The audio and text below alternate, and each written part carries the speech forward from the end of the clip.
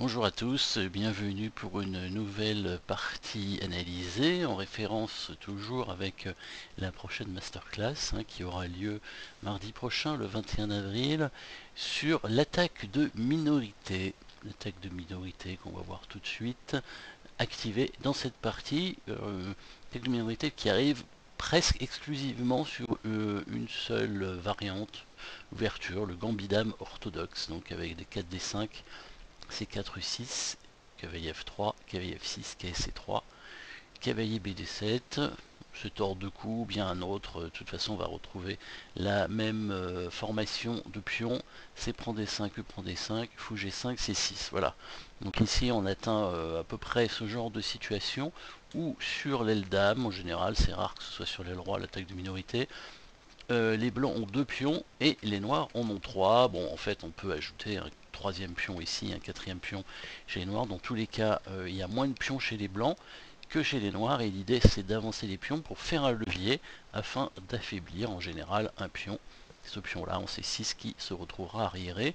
Il peut y avoir d'autres formations avec, si les noirs prennent en B5, donc quand le pion arrive à faire levier, bah, il y aura un pion isolé du coup en D5 cette fois.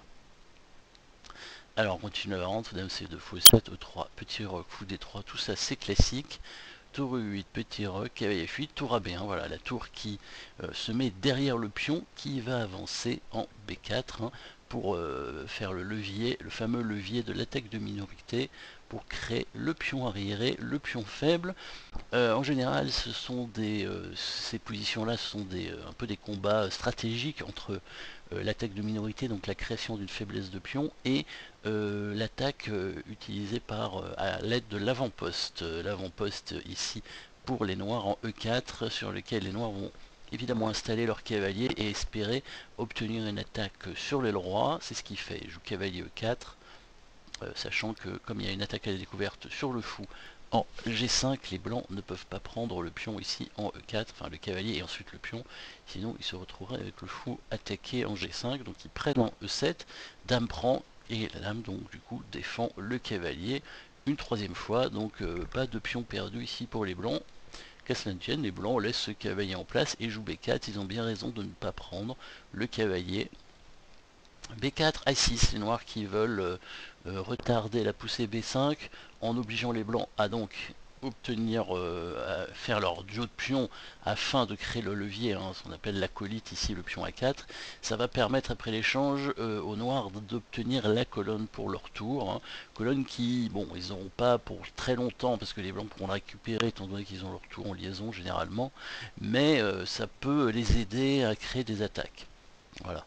Cavalier en G6, B5, après en B5, après en B5. Voilà, ça c'est on arrive dans la position clé de l'attaque de minorité avec le levier qui a été créé pour créer le pion faible ici. Les noirs qui doivent décider le cas de faiblesse il va s'agir. Donc en général ils laissent le pion en place parce que ça va quand même défendre le pion D5 qui est important au pion central.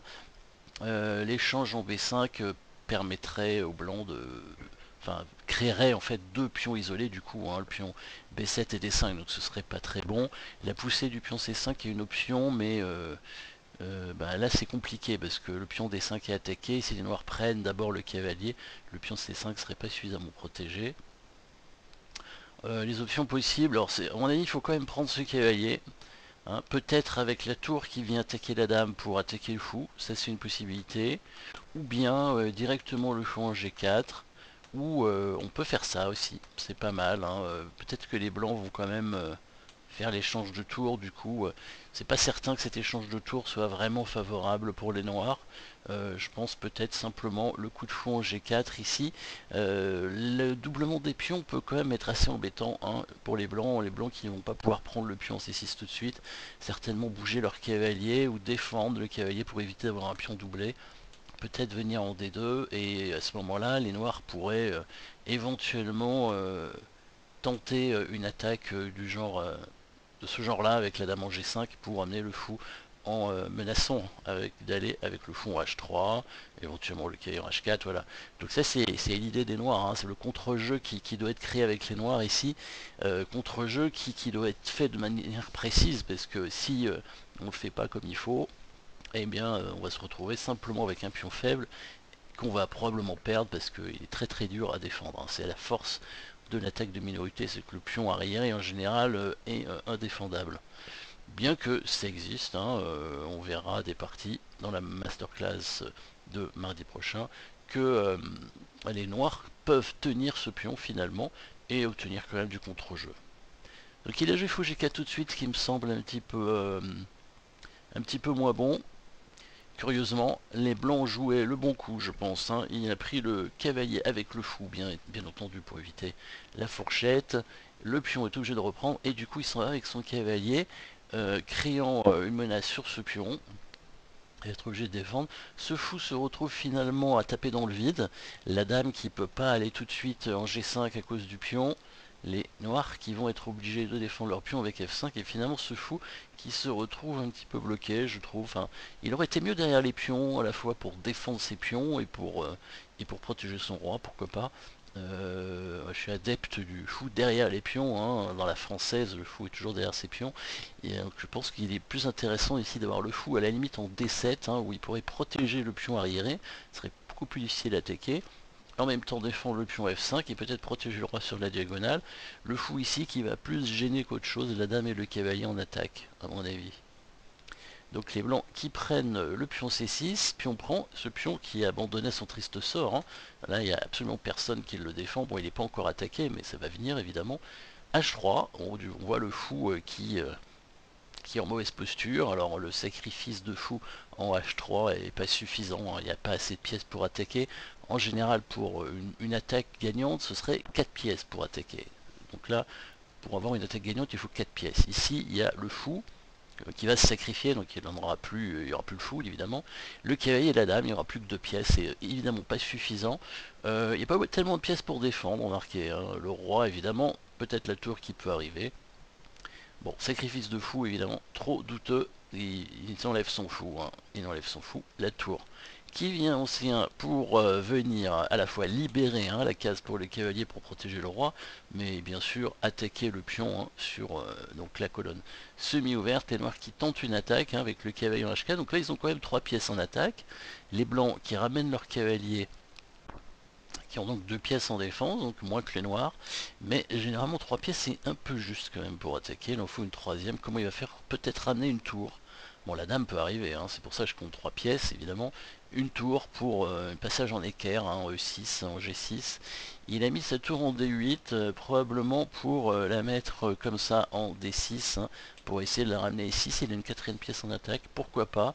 Sauf que après cavalier G3, bah, le fou va devoir reculer et ce sera une pièce que les noirs n'auront plus en attaque. Je pense que évidemment, hein, ici il fallait ramener le fou, hein, en F7, c'était raisonnable. Les blancs auraient joué le cavalier ici pour soutenir un petit peu plus l'aile roi. Alors là, je pense que la position est vraiment très solide avec les deux cavaliers qui se défendent.